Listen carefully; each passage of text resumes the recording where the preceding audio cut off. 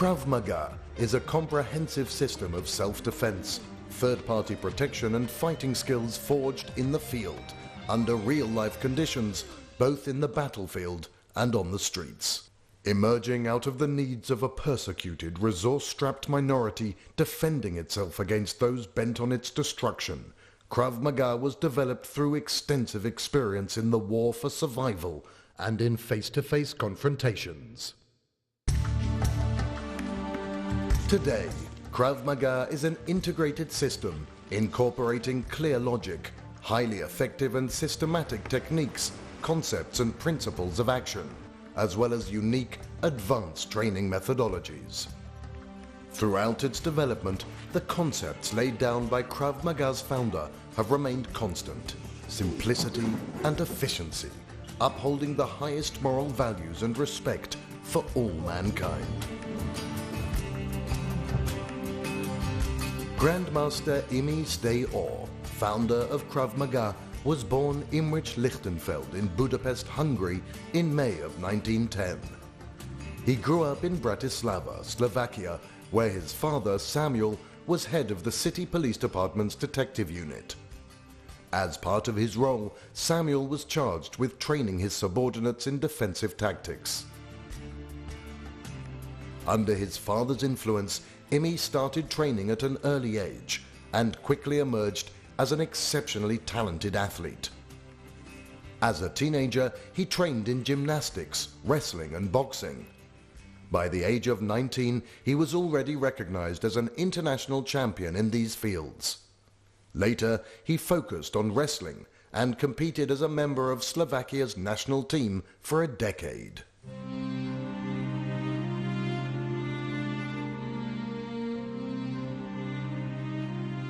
In 1936, fascism begins to spread throughout Europe, bringing with it a wave of violence against minorities. Entire Jewish communities find themselves defenseless, under constant attack instigated by the authorities. Imi, a young, proud Jewish athlete, is not prepared to put up with the humiliation and helplessness of the victims. Together with other young men, he organizes a group dedicated to the active defense of those targeted for attack. Under his leadership, the brave defenders successfully fight back, driving off the assailants using only their bare hands. It is under these circumstances that the seeds for an effective combat and self-defense system are planted, a system nurtured and developed by Imi a few years later into what would become known as Krav Maga. The year is 1940, and World War II is raging throughout Europe. Imi leaves Bratislava just moments before it is taken over by the Nazis, and he boards an underground immigrants boat to Palestine. After a long journey, during which he joins the Czech Legion of the British Army, Imi arrives in Palestine, which at that time was under the control of the British Mandate. He quickly becomes involved in the training and instruction of Jewish defense organizations, fighting against the Arab insurgency. With the establishment of the State of Israel, Imi naturally integrates into the newly established Israel Defense Forces. Due to his extensive experience and formidable abilities, he is nominated as the Army's chief physical fitness and hand-to-hand combat instructor. It is in this role that he begins to develop Krav Maga and to train soldiers, officers and instructors. In 1964, after 20 years of service, Imi is honorably discharged from the military. He decides to organize his vast knowledge and practical experience into a system suitable for civilian application as well.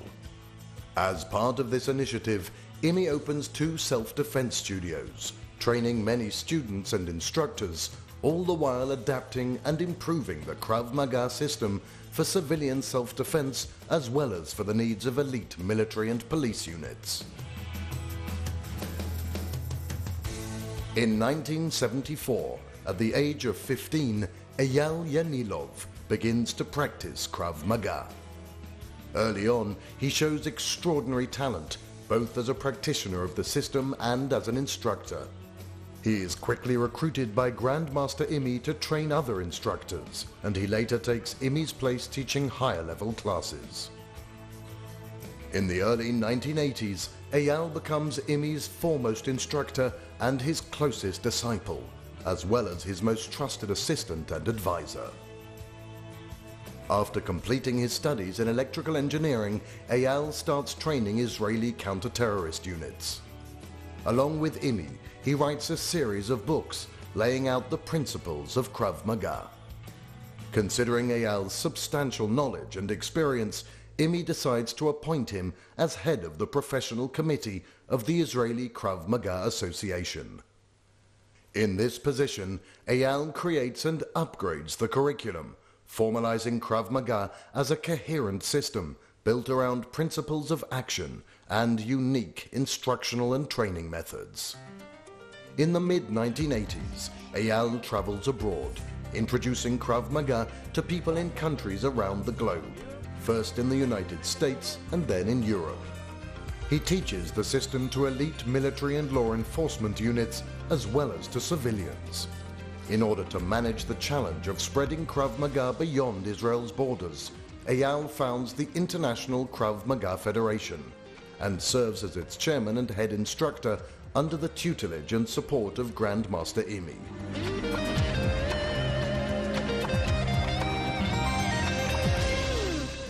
Imi regarded Eyal as family and as the natural choice for leadership of the Krav Maga system. For this purpose, Imi awarded him with the Founder's Diploma of Excellence and the first ever rank of Expert 8, the highest rank awarded to a Krav Maga practitioner. Imi Steor Lichtenfeld passed away in 1998 at the age of 88.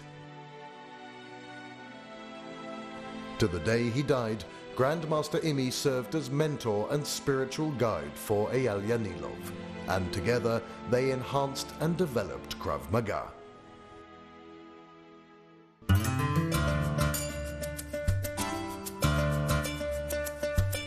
Since Imi's death, Eyal has taken upon himself the responsibility of leading and developing Krav Maga and taking it to the next level. He trains instructors and staff all over the world and has created a global infrastructure for disseminating the system. In practice, Eyal has trained all of the world's first-generation Krav Maga instructors. At present, a team of elite instructors, the global team, is assisting him in spreading the knowledge and the system of Krav Maga to numerous countries around the world. In addition to the many civilians training in Krav Maga centers, military and police special forces from around the world have also adopted Krav Maga as taught by Eyal and his team as their preferred hand-to-hand combat and tactical defense system.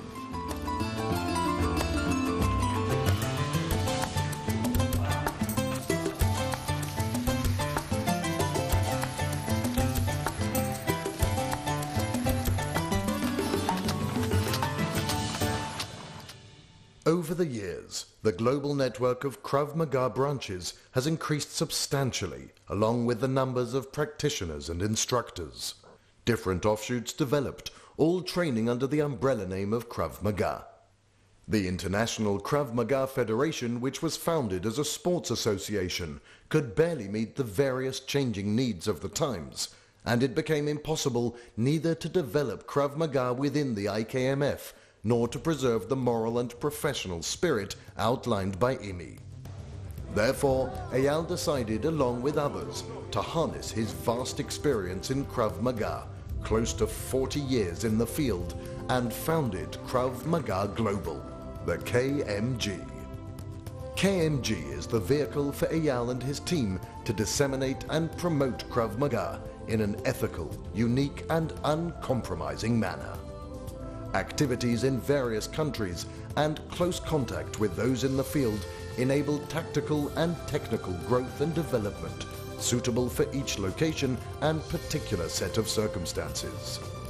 Today, years after the passing of Grandmaster Imi, Krav Maga Global carefully supervises the professionalism of its instructors and the quality of instruction at all levels. Insistence on the highest moral and professional standards preserves the spirit and original path of Krav Maga's founder.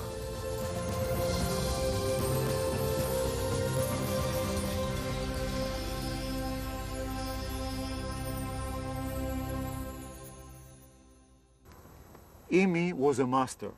He was a great human being. He was also a fighter and a warrior. I would like to talk a little bit about the different levels of capabilities and abilities, proficiencies. We can see 3 levels here. One is a level of an operator, a person who can punch and kick and do what he needs to do when he is being told. A fighter is somebody who has the spirit, the abilities, the urge to finish the situation. If a fighter will fail or even get hurt, the fighter, whether he or she, will be able to overcome the problem, to continue the fight, to continue the confrontation, to solve the problem, and to finish the situation. The upper level is a warrior level. The warrior is a higher level fighter. If a warrior will do a mistake and the situation will change, the warrior at that moment will give a new, different, adequate solution to solve the changing problem. Meaning, more or less, if a warrior will fail in doing one technique, he will immediately move to do another technique. And then with a new technique, will solve the problem.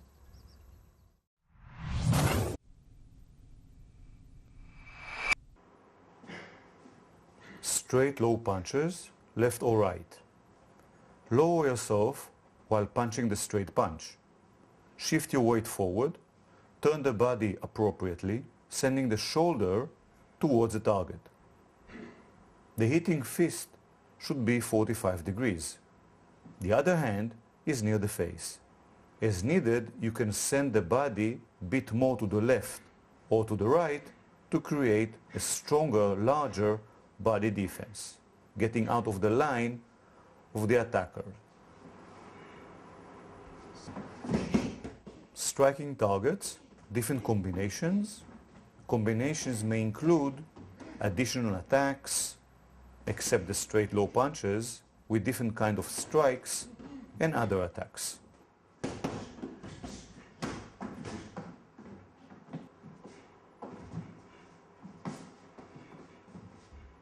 Different combinations, striking pads, fluent combinations of attacks. Straight and circular, for example. Naturally, attacks should be to all directions, different heights, different angles, different distances.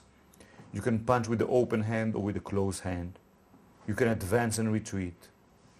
You have to practice the ending, meaning after the series of attacks, that can be something between 2 and 10 attacks, it is reasonable. Move away, scan the area, circle around the targets. Overall, treat this training as bursting with a series of attacks to eliminate a danger and then think about continuing to the next mission.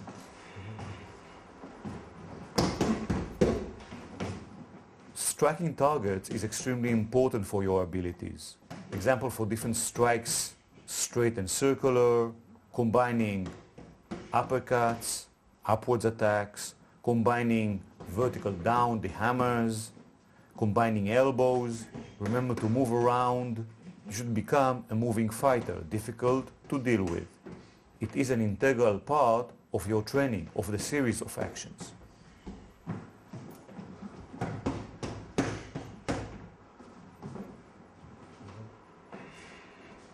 Practice attacking to different directions, especially sideways and backwards.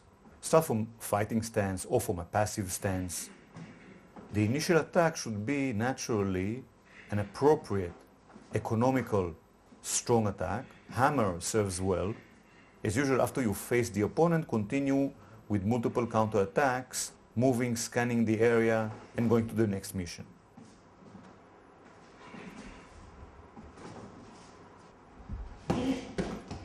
Practicing on targets. Attacks at the middle range, close the distance to attack at the short range.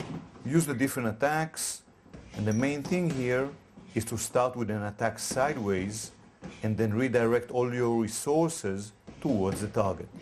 Remember the finishing mode.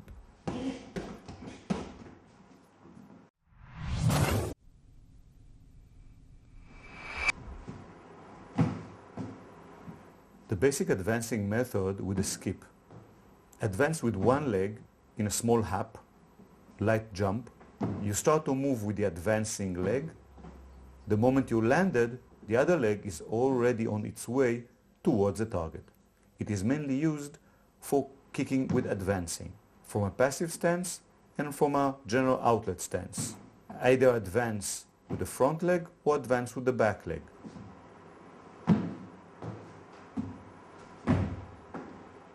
From a passive stance, advancing sideways with crossing of the legs, this is back crossing. Also with a skipping advance, the moment you landed with the base leg, the other leg, which will be the kicking leg, is already on the air in its way to the target.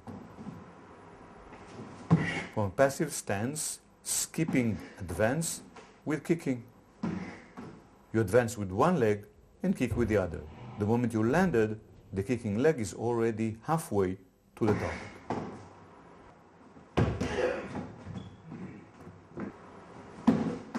From the general outlet stance, advance and kick with the front leg. The back leg starts the motion with a skipping step. The moment the back leg has landed, the kicking leg, which was the front leg, is already about halfway to the target. Hitting targets, kicking with the front leg after the advance, after the forward crossing, and kicking with the back leg after the front leg has done the skipping step. The forward crossing is larger about twice or 3 times more than the skipping step with the front leg. From the general outlet stance, kicking with the back leg without first moving the front leg. Start with the kick with the back leg, then turn the body and turn the base leg, turn the front leg while sending your hip forward. Hitting targets, it's clear to see the range of this technique.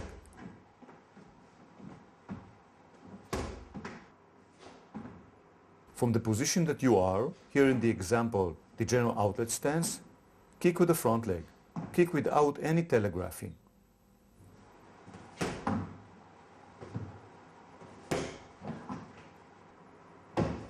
Kicking with retreat. You retreat with one leg and then kick with the other.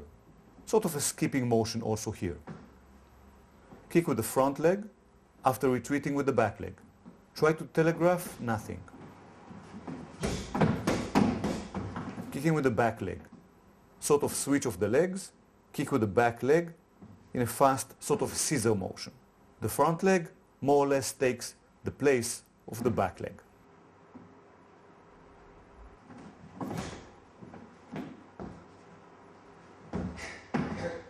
From a passive stance or side stance, advance with backwards crossing and kick with the front leg. The moment you landed, the kicking leg is already halfway to the target.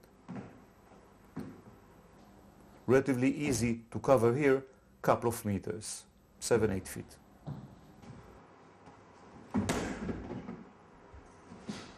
Kicking from the place. From where you are, raise the leg and kick. Telegraph nothing of your intentions.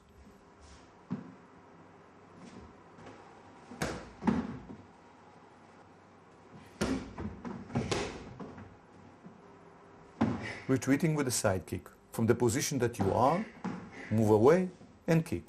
The moment you land with the base leg, you should already be sending the kicking leg towards its target. Another example for a kick with advancing. Here, advance towards the target and kick a defensive back kick, a straight kick backwards. Here, advancing towards the target, for you, is moving backwards. Use a skipping motion.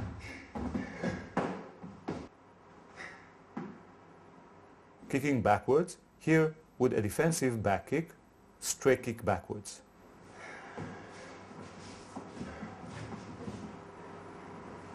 Another example for kicking with retreat, moving away from the target.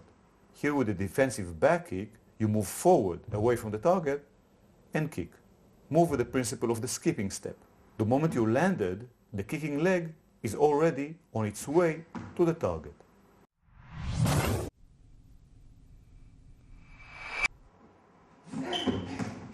Here we have the first three outside defenses against straight punches, this time with a stabbing motion. While executing the defense, you are straightening your arm diagonally forward and outside. For the defenses, one is the thumb out, two, the back of the hand is directed outward, and three, the pinky is directed outward.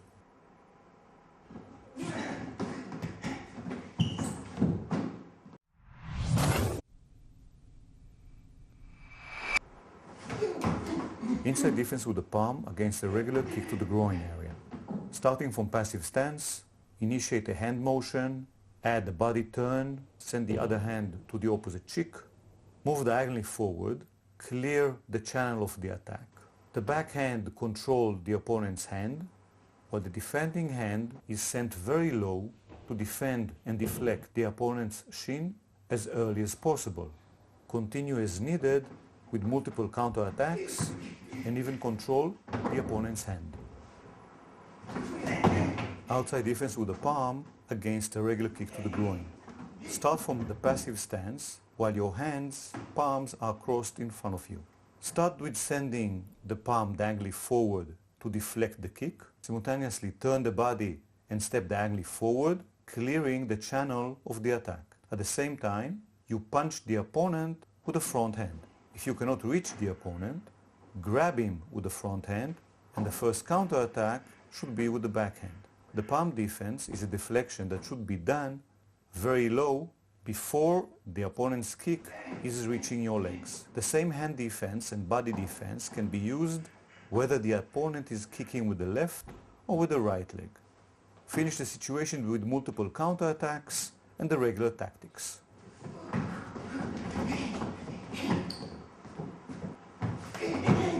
Inside forearm defense against a high kick or a defensive kick forward. Start with one leg forward, either regular outlet stance or a bit of a passive stance. Start with the forearm defense, sending the forearm diagonally forward with the elbow under the palm. Your body defense is with a torque, with a turn and a move, stepping diagonally forward. As soon as you can, strike with the defending hand. It is the closest one to the opponent. If you cannot reach the opponent, then grab with this hand and punch first with the backhand. Continue with multiple counterattacks and as needed finish with moving, scanning and the regular tactics. The same defense, the same technique can be done whether the attacker is kicking you with the left or with the right leg. From a non-symmetrical stance, only the front hand should be doing this technique. If you are moving to the live side, it is easy to counterattack with the kick to the groin of the opponent.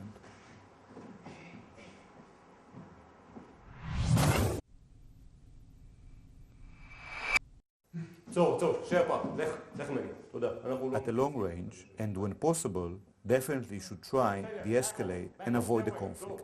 Preemptive attack, when you see the intention, the ability, and the tools of the opponent. At the medium range, and sometimes at a close range, you can defend and counterattack against the attempt of the grab. Just when the opponent's arm is touching you, you may have the possibility to avoid being grabbed and counterattack. You have been grabbed, bury your head towards the ribs of the opponent. Counterattack as soon as you can to the groin. With the other hand, grab the far eye or press the upper lip. Pressure is backwards and down. Counterattack as soon as you can. Don't expose your head. Move away from danger zone and do the next thing you need to do.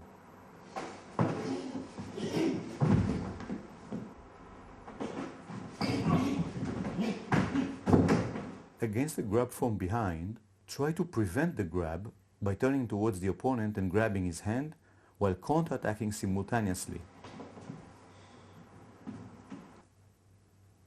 You should counter-attack to vulnerable points as groin, solar plexus, and the head.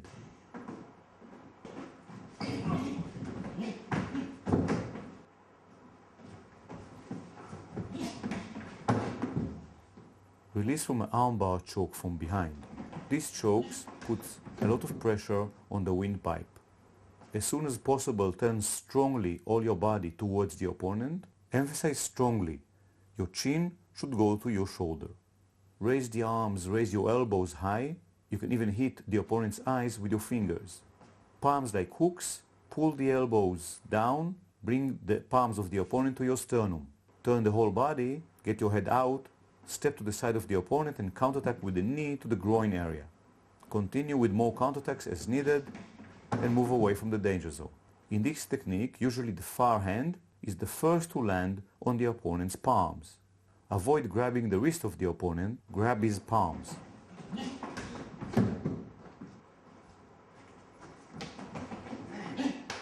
Releasing yourself from the carotid artery restraint. The opponent strangles with the forearm and with the upper arm. Send two palms backwards with the hooks. Usually only one hand can grab the opponent's palms. Then turn the elbow to the outside to create 90 degrees to the opponent's forearm. Pull your elbow to your side, then you can turn your head and continue like in the previous technique. Remember, the chin should go to the shoulder. Take your head out from the opening, step to the side of the opponent, and counterattack first with a kick. Continue as needed. Release from headlock from the front, the guillotine. Simultaneously, you are doing three actions.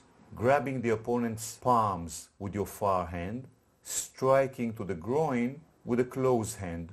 Your shoulder is circling and should be pressing the opponent's palms down. Emphasize the pull of the opponent's palms and the pressure of the shoulders on the palms. Turn your chin sideways as soon as you can.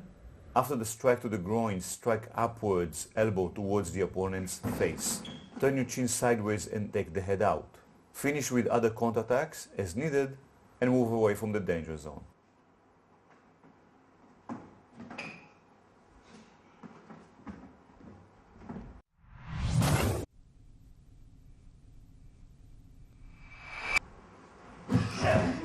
Attacking from a distance, the attacker tries to tackle you, to take you down. Respond with counterattacks while balancing yourself to enable strong attacks.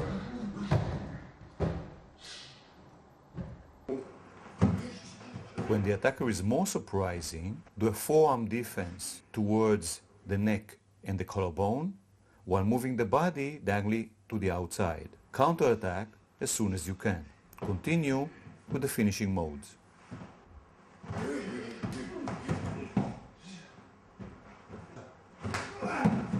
Attacker is more surprising, shooting towards the legs. Strong body defense, moving your legs backwards, a sprawl. With your forearms, stop and push the opponent down. Counterattack as soon as you can.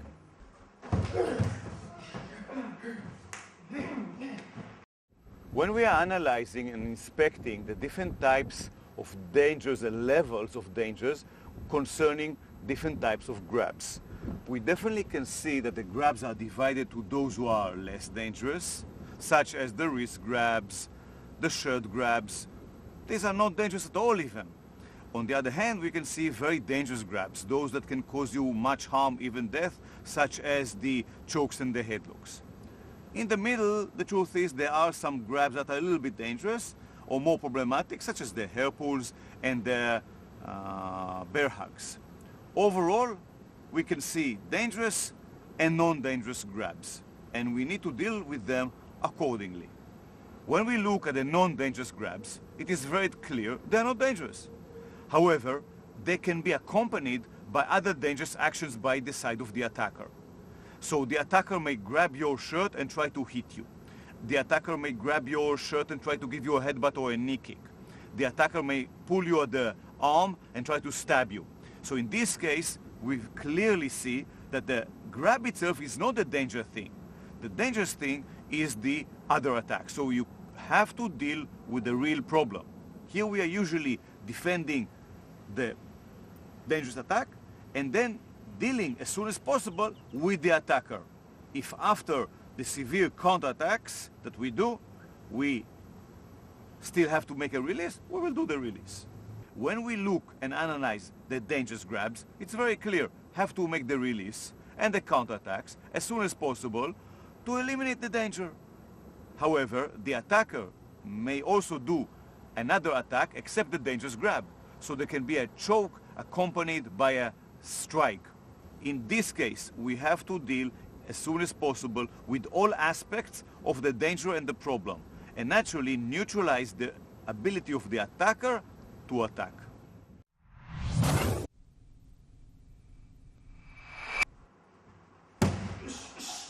Hard break fall sideways. Start by lowering yourself near your heel and then fall sideways with a break fall. Hit with the arm before hitting with the body. The low leg should be sent towards you, knee towards the shoulder. The base leg is near your butt. The other hand is sent to the opposite cheek. Finish with the correct tactical moves, such as with attacks.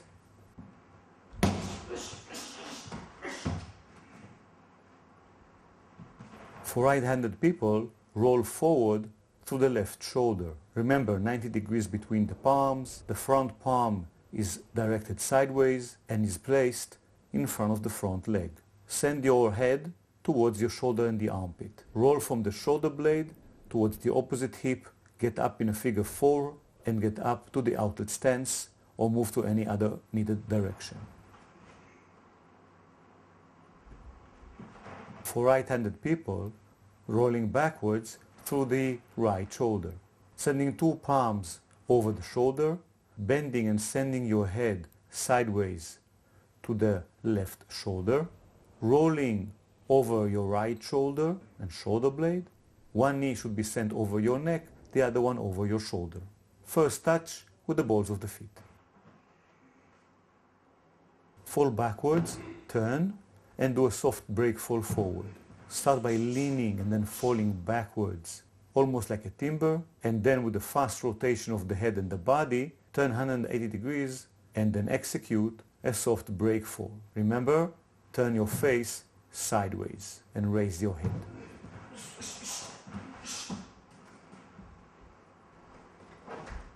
High roll to a distance.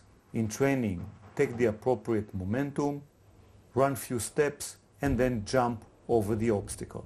Start with very low and very narrow obstacles. This is a basic roll. However, it's being done in much higher speed and from height, so the impact is higher. Remember to use your palms and hands to absorb the shock and assist you in making the roll.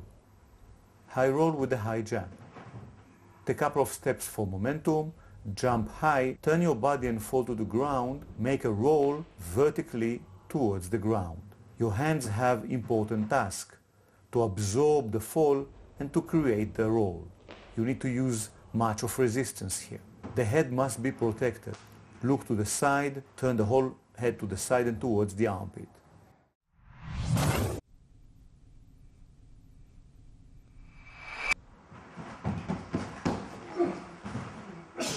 Release from a side headlock on the ground. Your 2 hands are under the attacker's body. Turn the body, slide under the opponent's body sideways and arch. As soon as possible, grab the opponent's eye or eyes with 2 hands. Pull the opponent's head towards your ribs and turn. To turn, you need to cross your legs efficiently. Press the opponent's head to the ground and get up. If you think it's appropriate to attack, attack as needed. Use the tactical finishing as you see fit.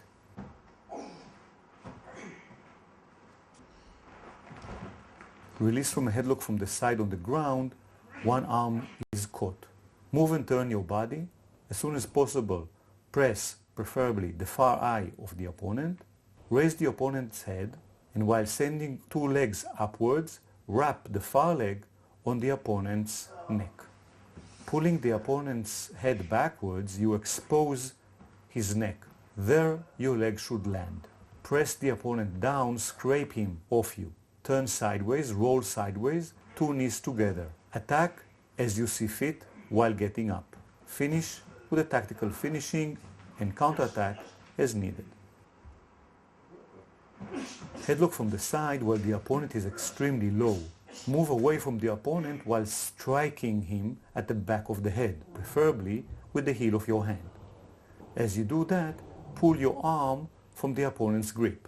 climb over the opponent while you continue to attack. Your far leg can do a hook to assist you in the climbing over the opponent. While you take your head out, try not to scrape it on the ground. After sufficient counterattacks, move away and use the tactical finishing.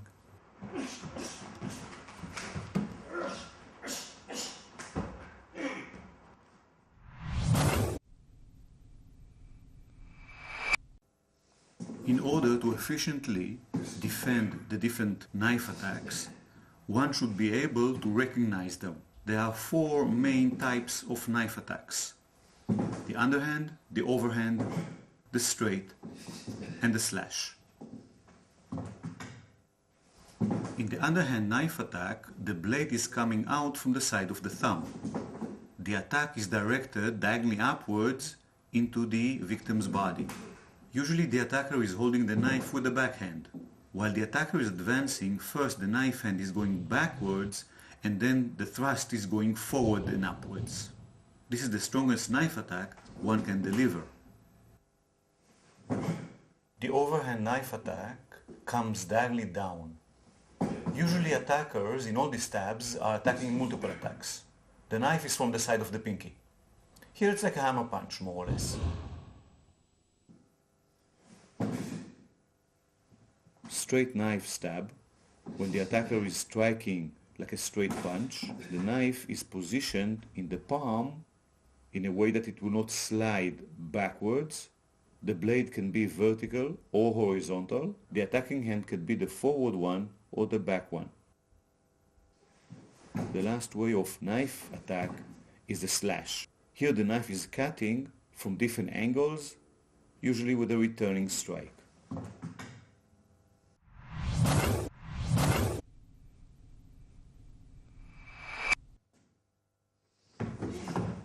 Attacker is charging from a longer distance, trying to strike you with the knife. The attacker may use different ways of striking and using the knife. The distance between the attacker and the defender is usually around 2–2.5 meters, around 7 to 8 feet. As the attacker is advancing, balance yourself, usually with stomping in place, and kick the opponent at the chin or the solar plexus areas. Looking from the front, you see the base heel moving diagonally forward in a stomping action, taking the weight on the base leg. Elevate your knee and kick high, hit with the ball of the foot or with the point of a boot. The attacker is charging from the side. As the attacker is advancing and trying to hit you with the knife, kick with a side kick to the solar plexus or head of the opponent. To facilitate an effective kick, stomp more or less in place. The base heel will take the weight on it while advancing a little bit forward towards the opponent.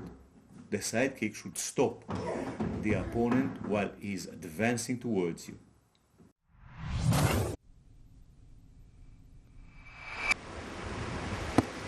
The stick as a common object. Hold the stick close to its end, and the first way of attacking is the way of hammering. Few attacks that are identical. Naturally, you can attack with other parts of the body as punches and kicks. Fluent and continuous attacks, like with the figure 8. Attacks can be downwards or upwards. First attacks can be vertical or horizontal. Here, horizontal attacks, starting inward or outward, the first attacks. One can attack in a hammering way or in the fluent figure 8 way. Start with a vertical attack from below without much of a telegraphing of your intentions. Attacks can be hammering or with the figure 8. Series of attacks with a stick, hammering and a figure 8.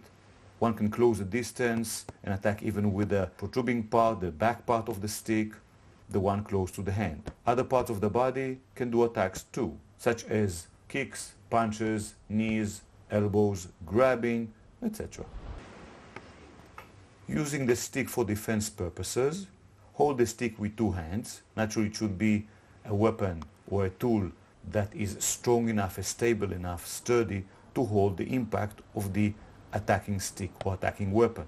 Send the tool to block the attack simultaneously advance a bit and counterattack with a kick to the groin area. Finish with more counterattacks as needed, circle, scan, and move away from danger zone. Using the stick for defense purposes, here in dry drilling, send the stick held in two hands to block the attack as far away from your body as possible. Your far hand can be either the higher one or the lower one. When you send the block to the side, you have to turn your body to be able to block the attack away from you.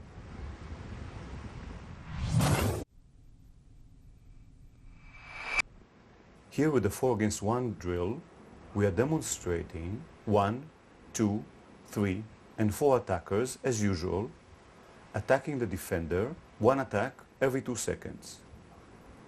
The attack is a grab, a wrist grab. It can be from the side, from the front, one hand grabbing one hand, two hands grabbing two hands, or two hands grabbing one hand. One should be making the different releases, the relevant releases, naturally to do the techniques as good and as clean as possible. Try to work on your decision-making process to dig out the best technique at the earliest moment with the best decision. As soon as possible, treat as many as possible of the attackers. Here we see some sort of a static more of a drill, and actually also a drill where the defender is moving much more. In this drill specifically, one should more or less allow the attackers to get a hold of him. However, one should not let the attackers get a very strong hold, then the release may be too difficult.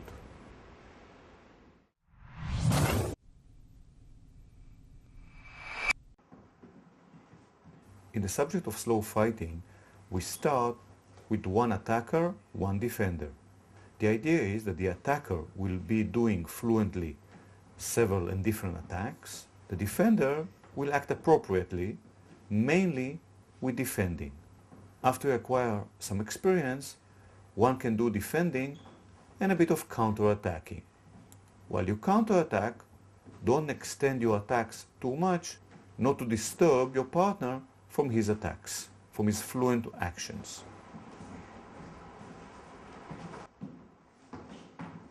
Slow fighting, while both are attacking, defending, counter-attacking, moving, use as much as possible the basic techniques of the system. In the slow fighting, most of the time you are acting. Most of the time you are doing. It is full contact, however, the contact is very light and slow. The actions are slow. Try to do your defenses slower than the partner's attacks. Like this you'll reach a level of good control. Basically, one is doing many of the same mistakes in the fast and aggressive fighting like in the slow fighting. However, in the slow fighting, you can learn better and better change your behavior.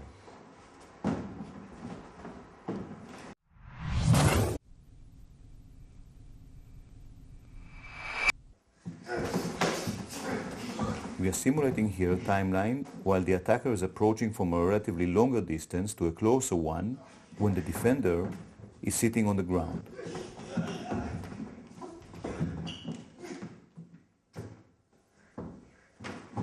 Detecting the aggressor from long range, you may have the opportunity, the possibility, and also the will to move away from the danger zone. Do it. An appropriate solution may be to get up and talk to the person. Practice this. הכל בסדר. אני אזוז מהשטח שלך. דרך אחורה, עזוב אותי. 100%. He detected the attacker's intention and abilities. He also has a tool. Get up and attack as soon as you can. That can be a great option. Use a common object if it can assist you. If you detected the attacker at a closer range, you can and should attack from the ground. If you manage to start an act with a common object, great. In any case, stop the attacker from reaching you.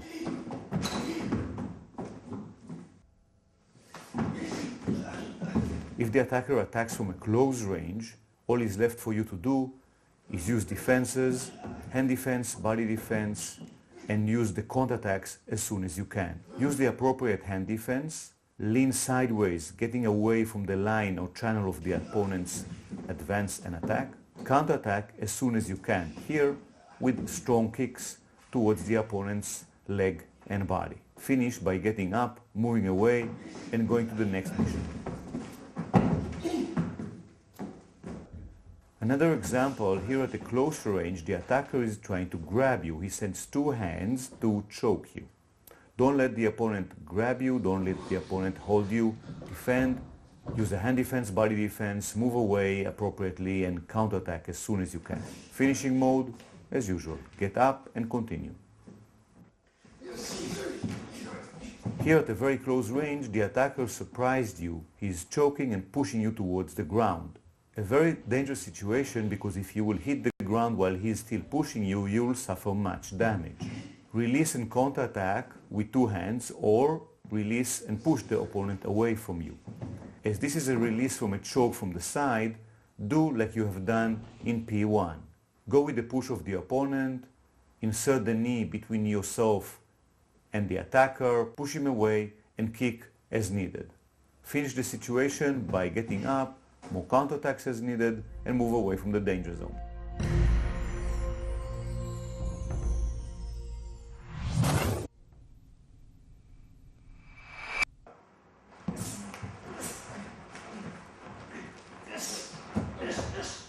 In the extra curriculum we have here how to escape the cross mount by inserting forearm and leg, and while you reach the guard position, how to climb on the opponent into a mount position, and how to get up from the mount position while attacking the opponent. Our main aim is not to get hit, not to get hurt. Im used to say, rule number 1.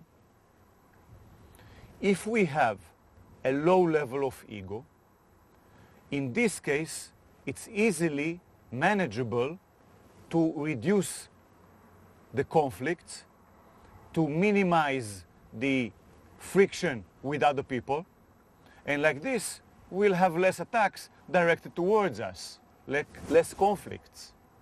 However, in reality, at whatever level you are, you may get hurt, you may get hit, attacker may surprise you, and even there can be a weapon in the attacker's hand, a weapon that you couldn't see, and in the heat of the moment, when the adrenaline dump hit you, the situation that there was a weapon and you got hit by a weapon was not perceived by yourself.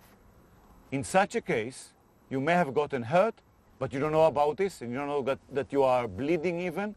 So it's very important for you to check for injuries. When the time is right, meaning when you are at a safe zone, when you have no danger around you, then you can check yourself, and the best way to do is to pass your hand on the different parts of the body and then look if there's blood, if it's red. If there is injury, go and get assistance. Summon assistance to you. The same goes if there was somebody else with you. If you were attacked, check yourself and check also the other person. It's life and death. Do this. Train on it.